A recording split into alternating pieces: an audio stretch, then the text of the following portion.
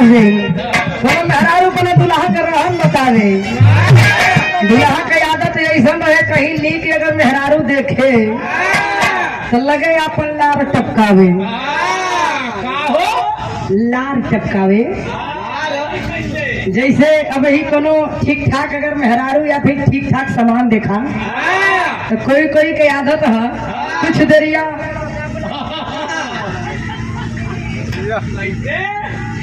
कुछ देर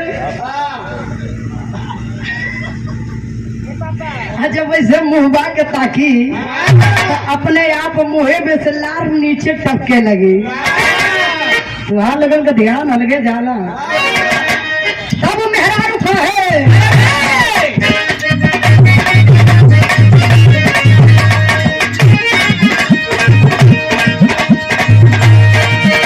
के थारी खजे लगा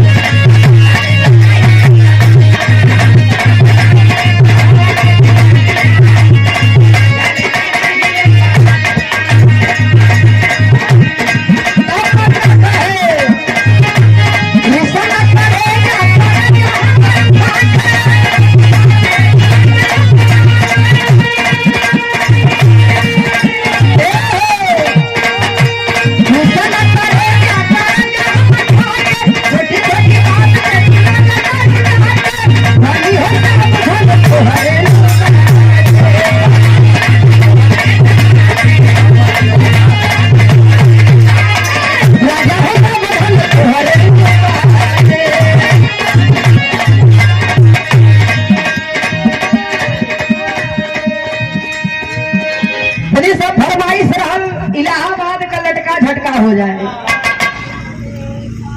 जवन सबसे मेन है और आप सब लोगन का इकुल तो इधर के आप लोग हमेशा सुनते रहेला।